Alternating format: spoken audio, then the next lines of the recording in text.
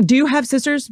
I have a sister, yeah. Did she have Barbies? She was so much older than me. I don't think she had Barbies, though. Okay. As far as I remember. So the Brunette Barbie. She's a redhead, my sister. So, oh, really? Do you know what the name of the Red-Head Barbie is?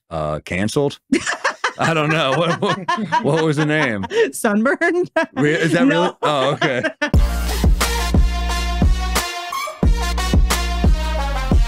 So the brunette's name is Skipper. Skipper's interests on the box were technology. Well, she'd be doing better now. Now she has a photo blog. She enjoys uploading photos to her photo blog. Oof. Have you ever heard a lonelier sentence in your life? Sad. And then the redhead. She comes with a cat and a diary. Yeah. Damn. Brutal. And an egg freezing kit. She goes, okay, here's 5 rugs. Which one do you like the best? And I'm like, that one. That's a pretty rug. Yeah. And she goes, okay, that one. I go, that one. Boom. Moving on. I turn the TV back on. And she goes, wait, hold on. She turns the TV off. She's like, that one's a little bright. And I'm like, I like that one. And she's like, you don't think it's too bright? I'm like, you asked me which one I like. I told you. That's it. That's the case closed. Final answer. Yeah, that would annoy me. Yeah. Also, but you got to do a lap every time. There's only one rug we care about. It's between your legs, ladies. I'll tell you. Woo, working hardwood. The same bartender, like we talked for a while, and he's like, what do you do? And I avoid saying comic, but he pulled it out of me, and he goes, man, I know this hilarious guy. I used to watch him. He's like a real big name. I was like, oh, who? He goes, Mark Normand. Shout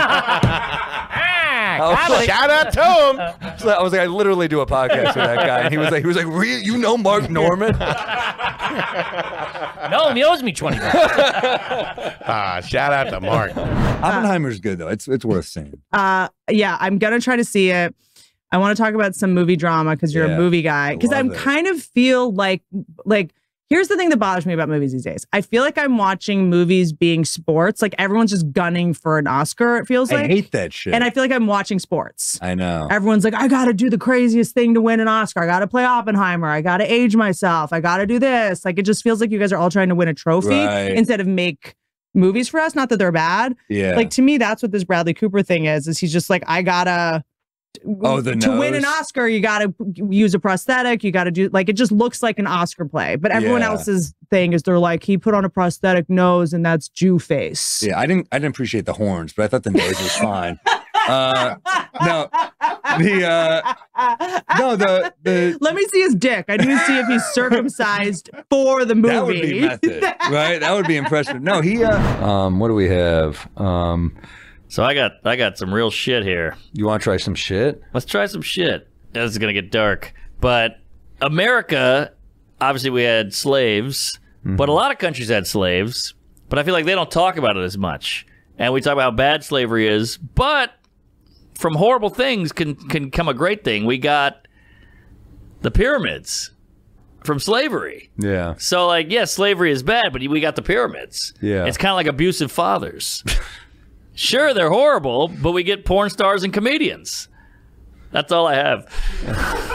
So yeah, from bad can come good. From bad can come good, and the stripper or porn star and comedian was supposed to be some comedic relief on this dark thing. Like from horrible fathers or whatever can come good. I'll play with it. I don't know where to go. I don't know. It's something I like the idea of like. It is funny to compare the pyramids to porn.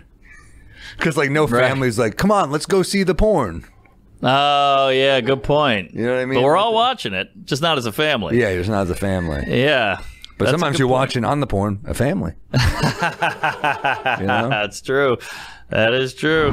Here's what happened. I'm on 2 hours of sleep. I'm on the road. To promote gigs, they make you do morning TV. And some of the radio is like the guys are cool and the people, it helps. But then sometimes they put you on local TV and it's like just not my, it's like people that would find Ellen funny, you know, it's like not my people, you know what I mean? Yeah. So they put you on this show, and I always find that the only way I get people out from those shows is if I drive the show completely off the rails and say something horrible. Yeah. So they'll ask you questions where they're like, well, have you always been funny? And it's like, first off, what do you want from that?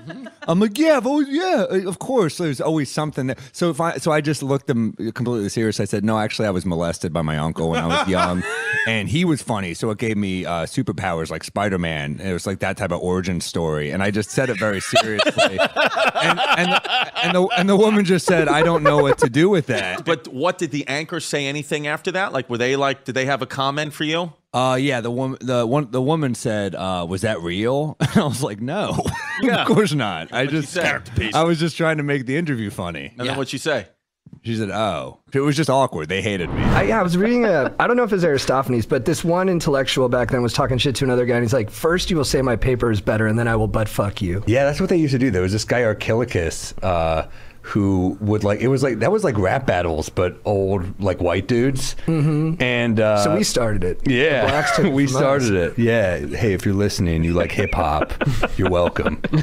No, we give it up for Sam Morril, everybody. This is sort of like an advice show. Sure, I'm drinking on a Monday. I give great advice. Does anyone want any advice for me and Sam? Not advice, but a question for both of you. Oh, please, yes. What are both of your kinks? What are both of our kinks? For me, I'm thinking what a kink is. I mean... Well, in this crowd. Because you got to be very specific with gays. You know, straight people, like, their kinks like, one time I pulled her hair. And gays are like, child's play. I know, whatever I'm going to say is going to sound so prude here. Yes. I'll take a finger in the ass. That's good. Yeah. Oh, a woman's finger. Calm down, folks.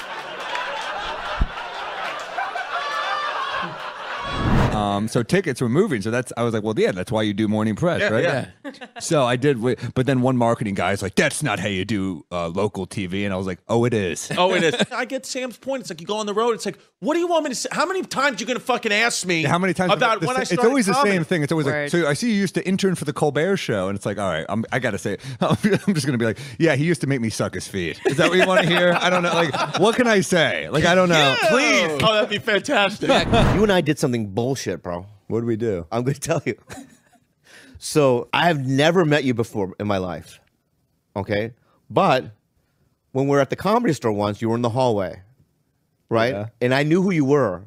And I think you knew who I was. Yeah. So I walked up to you, and we acted as if we had already met before. It was very Hollywood. I thought you knew that I was visiting and looked uncomfortable and were just being friendly. I didn't think of it as Hollywood. I thought you were just being nice. Yeah, but when you meet a human being for the first time, don't you go, my name is Sam?